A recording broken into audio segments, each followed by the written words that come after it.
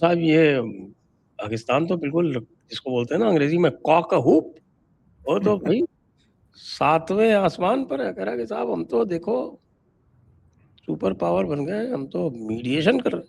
आप क्या कहेंगे? पहले जब आपको छोटी गलतफहमी हो तो कहते थे मेंढकी को जुकाम होना।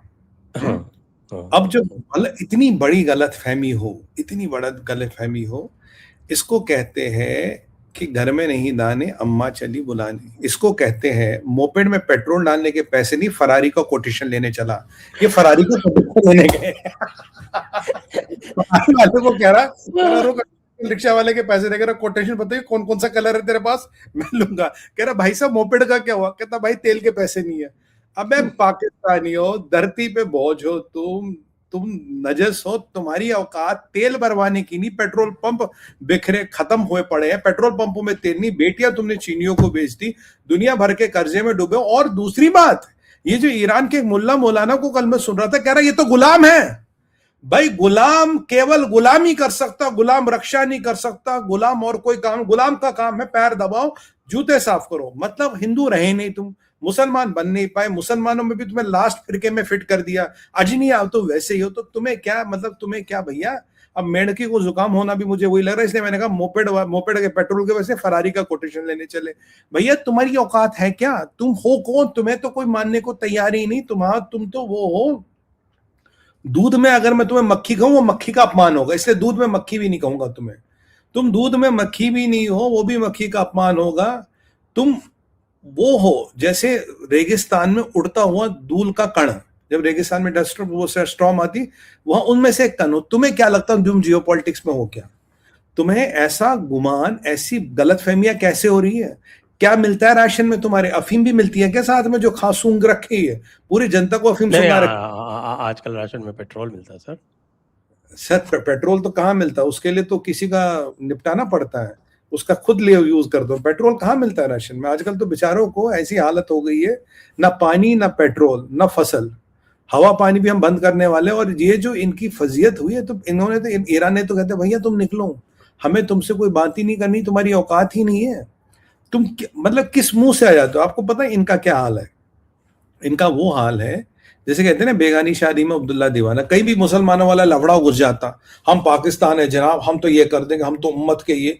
अबे जब लड़ने की बारी आती तब तुम्हें कौन सा सांप सूंघ जाता है? गाजा में इजरायलियों ने ये कर दिया, तुमने क्या कर लिया?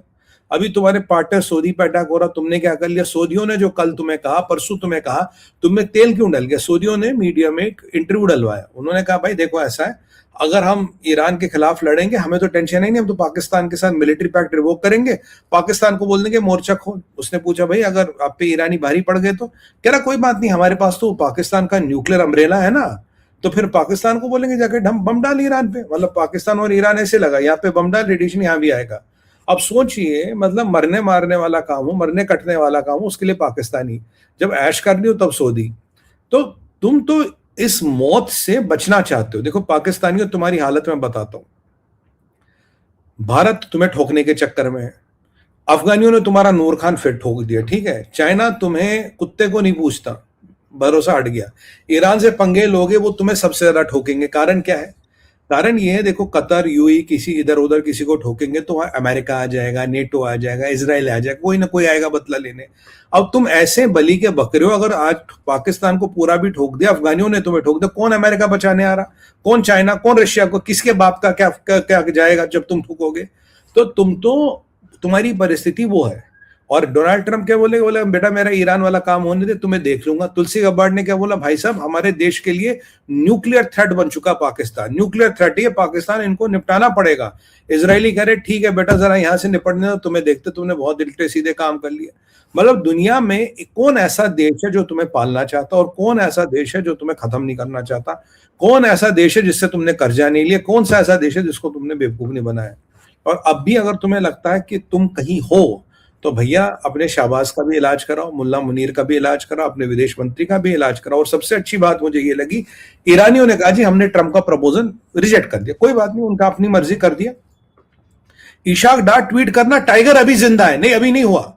मतलब मैं कि साहब हमने कुरियर का काम कर दिया है, हमने उनके 15 प्रपोजल उधर भेज दिए। सर कुरियर में भी इज्जत है सर। ये कुरियर में भी इज्जत है। अब तो मैं कुछ बोलने वाला था, मैं बोल नहीं रहा, छोड़िए, पब्लिक सोशल मीडिया में बोलूंगा नहीं। कुरियर की भी बहुत इज्जत है, ये तो उससे भी घटिया है, ये उससे घटिया है। ये मतलब ये ऐसे लोग हैं जो मुर्दे का कफन बेच के कफन चुरा के कुर्ता सिलवा लेते हैं। ये ऐसे लोग हैं, मुर्दे का कफन लेके कुर्ता सिलवा देंगे, कह रहे हमें क्या फर्क पड़ रहा है, ये मरे वो मरे, हमारी दुकान चले।